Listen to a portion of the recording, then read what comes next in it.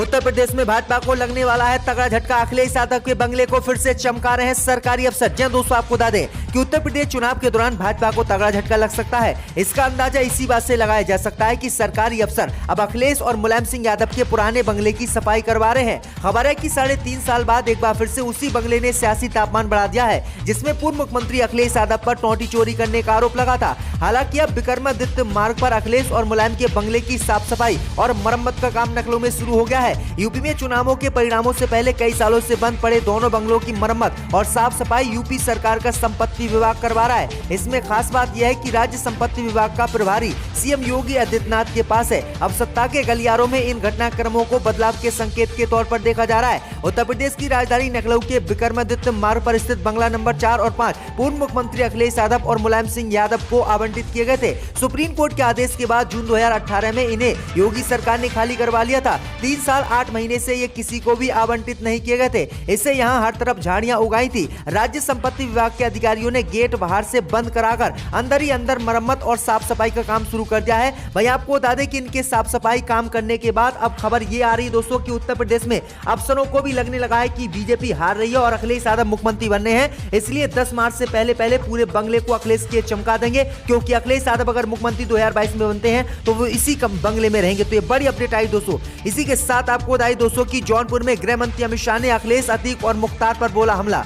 दोस्तों आपको बता दें कि केंद्रीय गृह मंत्री अमित शाह ने मलहानी विधानसभा क्षेत्र के नौपेड़वा में चुनावी जनसभा को संबोधित करते हुए कहा कि प्रधानमंत्री मोदी ने देश की सीमा पर सेना पर आग उठाने वालों को दंडित किया है। आगे गृह मंत्री अमित शाह ने कहा कि कश्मीर भारत का हिस्सा है। सपा बसपा व कांग्रेस ने 70 सालों से इस पर कुछ नहीं बोला। भाजपा के नेतृत्व में सरकार बनने के बाद प्रधानमंत्री मोदी ने 10 दिन में धारा 370 को समाप्त कर कश्मीर को हमेशा के लिए भारत का हिस्सा बना दिया। आगे उन्होंने कहा कि उत्तर प्रदेश में अगर समाजवादी पार्टी की सरकार बनेगी तो अतीक अहमद, मुख्तार अंसारी और आजम खान जेल से बाहर आ जाएंगे। अगर बीजेपी की सरकार रहेगी तो अतीक, मुख्तार और आजम खान जैसे लोग जेल की सलाखों के पीछे ही रहेंगे। इसी के साथ आपको बताइए दोस्तों कि यूपी के बस्ती में स्ट्रांग रूम के पास मिली वीवीपैट की पर्चियां, निष्पक्ष चुनाव को लेकर विपक्ष ने उठाए सवाल। दोस्तों आपको बता दें कि उत्तर प्रदेश के बस्ती में छठे चरण में विधानसभा चुनाव के लिए मतदान हो गया है, लेकिन मतदान के बाद अब वहां पर विवाद शुरू हो गया है और विपक्ष ने निष्पक्ष चुनाव पर सवाल उठाए हैं। दरअसल आपको बता दें कि बस्ती मंडी परिसर के स्ट्रांग रूम के बाहर मतदान के बाद वीवीपैट की पर्चियां मिली हैं। वहां पर कई बच्चे इन वीवीपैट पर्चियों से खेलते हुए पाए गए। इसके बाद पुलिस और प्रशासन को सूचना दी गई। इस मामले में जांच के बाद एसडीएम ने इसे मॉक ड्रिल की पर्चियां बताया और कहा कि इसे नष्ट कर देना चाहिए था, लेकिन ऐसा नहीं किया गया। लेकिन समाजवादी पार्टी के लोगों का आरोप है कि बीजेपी ने स्ट्रांग रूम में ईवीएम के वीवीपैट से सिर्फ अन्य पार्टियों की पर्चियां निकाली हैं और बीजेपी की पर्ची नहीं निकाली है। इसलिए ये बीजेपी को चुनाव जिताना चाहते हैं। इसी के साथ आपको बताएं दोस्तों कि प्रधानमंत्री मोदी के गढ़ में अखिलेश यादव ने दिखाई ताकत। विश्वनाथ मंदिर में टेका मत्था, रोड शो में गूंजा काशी में कमाल होगा। दोस्तों आपको बता दें कि यूपी विधानसभा चुनाव के अंतिम चरण के प्रचार का अंतिम दिन शनिवार को है। इससे पहले बनारस में शक्ति प्रदर्शन का मौका था। पहले प्रधानमंत्री मोदी ने रोड शो किया और प्रियंका के साथ राहुल गांधी ने भी जनसभा की।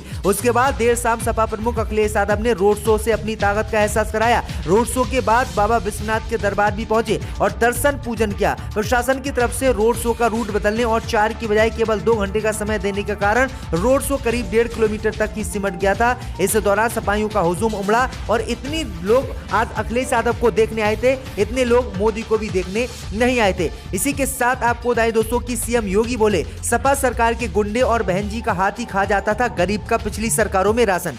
दोस्तों आपको बता दें कि उत्तर प्रदेश के आखिरी चरण के प्रचार का शनिवार को अंतिम दिन है। कुछ घंटों बाद ही चुनाव प्रचार का शोर प्रदेश से समाप्त हो जाएगा। इस बीच आज मुख्यमंत्री योगी आदित्यनाथ ने ताबड़तोड़ प्रचार अभियान में किया। आज सीएम योगी आदित्यनाथ सोनभद्र में थे। जनसभा को संबोधित कर अपने पक्ष में वोट मांगने का काम योगी ने किया। सीएम योगी ने जमकर विपक्ष पर हमला बोला और कहा कि 2017 से पहले बिजली नहीं मिलती थी, अब बिजली आ जाती है। मोदी के नेतृत्व में फ्री राशन समेत अन्य सुविधाएं लोगों को मिल रही है। ये सब सपा बसपा में नहीं मिलता था, बल्कि आपका राशन सपा के गुर्गे और बहन जी का हाथ ही खा जाता था। तो ये बड़ी अपडेट आ रही है। बड़ा हमला मायावती और अखिलेश यादव पर योगी ने बोला है। इसी के साथ आपको बताएं दोस्तों कि यूपी के मंत्री मोहसिन रजा को बड़ी राहत। कोर्ट ने गिरफ्तारी वारंट लिया वापस।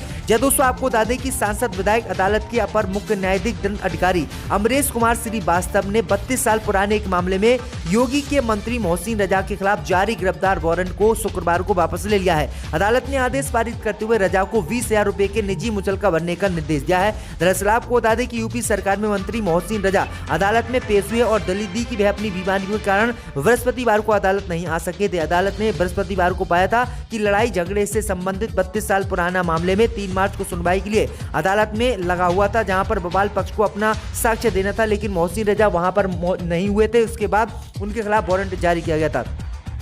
इसी के साथ आपको बताएं दोस्तों कि सैदपुर सीट से अपने दोस्त के लिए दिनेश लाल निरहुआ ने मांगे वोट, कहा वीएसपी के सहयोग से जीतेगी यूपी में बीजेपी। जब दोस्तों आपको बता दें कि उत्तर प्रदेश में चल रहे विधानसभा चुनाव के मद्देनजर 7वें चरण में पूर्वांचल की 10 जिलों में चुनाव होना है, जिसको लेकर सभी राजनीतिक दल अपने अपने स्टार प्रचारकों के माध्यम से चुनाव प्रचार कर वोटरों को रिझाने में लगे हुए हैं। इसी कड़ी में बीजेपी निषाद पार्टी गठबंधन ने सैदपुर विधानसभा से प्रत्याशी सुभाष पाजी के समर्थन में शुक्रवार को बीजेपी नेता दिनेश लाल निरहुआ केंद्रीय गृह मंत्री अमित शाह के जनसभा कार्यक्रम में शामिल होने के लिए पहुंचे। इसी कार्यक्रम में मीडिया से बातचीत करते हुए निरहुआ ने कहा कि बीजेपी को बसपा का समर्थन प्राप्त है। आज निरहुआ मीडिया से शुद्ध भोजपुरी में बातचीत किए, वही मीडिया कर्मियों ने भी भोजपुरी में ही उनसे सवाल किया। दिनेश निरहुआ ने कहा कि उत्तर प्रदेश में बहुजन समाज पार्टी का बीजेपी को समर्थन प्राप्त है, इसलिए उत्तर प्रदेश में वीएसपी के सहयोग से बीजेपी की सरकार बनेगी, जबकि मायावती लगातार यही दावा करें कि वह बीजेपी से अलग हैं और बीजेपी के साथ उनकी कोई भी साठगांठ नहीं है। इसी के साथ आपको बताएं दोस्तों कि प्रधानमंत्री मोदी की केसरिया टोपी पर अखिलेश यादव का पलटवार। जब दोस्तों आपको बता दें कि प्रधानमंत्री मोदी की ओर से समाजवादी पार्टी की लाल टोपी को खतरे की निशानी बताए जाने को लेकर अब अखिलेश यादव ने पलटवार किया है। प्रधानमंत्री मोदी ने शुक्रवार को काशी में रोड शो के दौरान केसरिया रंग की टोपी पहनी थी, तो सपा अध्यक्ष इस पर तंज कसने से नहीं चूके। आजमगढ़ में शनिवार को रैली करते हुए अखिलेश यादव ने कहा कि जो लोग लाल टोपी की बुराई करते थे, हमारे सफेद टोपी वालों के साथ अन्याय किया। जो लाल टोपी की बुराई करते थे और सफेद टोपियों के साथ अन्याय किया, बताओ उन्होंने टोपी पहन ली कि नहीं? टोपी लाल सफेद नहीं पहनी, किसी और रंग की पहनी है। ये लोग रंग बदलने वाले हैं, ये लोग कोई रंग बदल लें, लेकिन उत्तर प्रदेश की जनता इन्हें सबक सिखाने वाली है। तो अखिलेश यादव ने यह बड़ा हमला क्योंकि प्रधानमंत्री मोदी ने केसरिया रंग की टोपी वह रोड शो में पहनी थी। इसी के साथ आपको बताइए दोस्तों कि उत्तर प्रदेश में होली से पहले झटका, 200 आउटसोर्स कर्मचारियों को नौकरी से हटाएंगे। जब दोस्तों आपको बता दें कि होली से पहले लखनऊ के सरकारी अस्पतालों में तैनात आउटसोर्सिंग कर्मचारियों को तगड़ा झटका लगा है। आउटसोर्स पर तैनात करीब 200 कर्मचारियों को नौकरी से हटाने के आदेश हो गए हैं। इससे कर्मचारियों की होली बदरंग हो गई है। कोविड के मद्देनजर जनवरी में तैनात किया गया था। इन लोगों को कोरोना की तीसरी लहर पर काबू पाने के लिए लोक बंधु छल कार्यवाही लोहिया सीएम के अधीन इनको काम पे दिया गया था, लेकिन अब जो है इनको हटाने का आदेश दिया गया है। इसी के साथ आपको बताएं दोस्तों कि कैराना के शामली में सहायक आयुक्त वाणिज्य अधिकारी निलंबित कार में मिली थी ईवीएम। जब दोस्तों आपको बता दें कि चुनाव आयोग ने उत्तर प्रदेश के कैराना विधानसभा क्षेत्र में चुनाव के लिए जोनल मजिस्ट्रेट के तौर पर तैनात एक अधिकारी को ड्यूटी में लापरवाही बरतने के आरोप में निलंबित आज कर दिया है। इस बात की जानकारी अधिकारियों ने दी है। दरअसल आपको बता दें कि उत्तर प्रदेश चुनाव के पहले चरण में 10 फरवरी को शामली जिले की कैराना विधानसभा सीट के लिए मतदान हुआ था। शामली की जिला अधिकारी जसजीत कौर ने बताया कि चुनाव आयोग के निर्देश पर कैराना निर्वाचन क्षेत्र में जोनल मजिस्ट्रेट के रूप में प्रतिनियुक्त सहायक वाणिज्य कर नरेंद्र प्रताप सिंह को निलंबित कर दिया गया है। निर्वाचन क्षेत्र में मतदान के बाद उनके वाहन में ईवीएम मशीन लावारिस पाए जाने की शिकायत के आधार पर जिला अधिकारियों ने अधिकारी के खिलाफ कार्रवाई की और उसके बाद इन्हें आज निलंबित कर दिया गया है, क्योंकि इनके जो है कार से एक लावारिस ईवीएम मिली थी। इसी के साथ आपको बताएं दोस्तों कि अखिलेश की आजमगढ़ में आज 6 जनसभाएं केंद्र और राज्य सरकार पर साधेंगे निशाना। जब दोस्तों आपको बता दें कि समाजवादी पार्टी की ओर से पूर्वांचल में चुनाव प्रचार के अंतिम दिन आजमगढ़ जिले की 10 विधानसभा सीटों को साधने का प्रयास किया जा रहा है। शनिवार की शाम 6 बजे चुनाव प्रचार की समाप्ति के पूर्व आजमगढ़ जिले की 10 सीटों को चुनाव के लिहाज से साधने का प्रयास हो रहा है। वहीं सुबह अखिलेश यादव ने सुबह बनारसी मंदिरों में हाजिरी लगाकर चुनाव प्रचार के लिए आजमगढ़ का रुख किया। विभिन्न जनसभाओं में अखिलेश ने केंद्र और राज्य सरकार पर जमकर निशाना साधते हुए पार्टी और गठबंधन प्रत्याशियों को चुनाव जिताने की अपील की। तो ये बड़ी अपडेट आ रही है।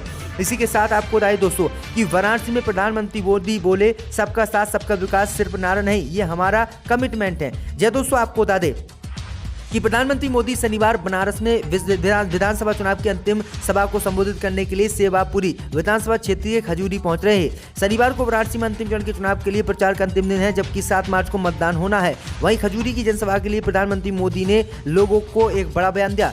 विपक्ष पर हमला बोलते हुए उन्होंने सपा कांग्रेस पर भी वार किए और कहा कि उत्तर प्रदेश में हमारा कमिटमेंट है कि हम सबका साथ सबका विकास का नारा ही नहीं बल्कि हम काम भी करते हैं और यही हमारा कमिटमेंट भी है और हम सभी का साथ और सबका विकास करते हैं। इसी के साथ आपको बताइए दोस्तों कि मुलायम सिंह यादव की छोटी बहू अपर्णा यादव को है भरोसा, उत्तर प्रदेश में बनेगी भाजपा की सरकार। जब दोस्तों आपको बता दें कि उत्तर प्रदेश में विधानसभा चुनाव 2022 के दौरान ही भारतीय जनता पार्टी में शामिल होने वाली मुलायम सिंह यादव की छोटी बहू अपर्णा बिष्ट यादव ने चुनाव परिणाम को लेकर बड़ी बात कह दी है। अपर्णा बिष्ट यादव सक्रिय राजनेता और सामाजिक कार्यकर्ताओं के साथ भाजपा की स्टार प्रचारक भी हैं। 2017 में लखनऊ की कैंट विधानसभा क्षेत्र से समाजवादी पार्टी के टिकट पर चुनावी मैदान में उतरी अपर्णा को पराजय झेलनी पड़ी थी। प्रधानमंत्री मोदी और मुख्यमंत्री योगी आदित्यनाथ की कार्यशैली से प्रभावित होकर भारतीय जनता पार्टी की सदस्यता लेने वाली अपर्णा ने उत्तर प्रदेश के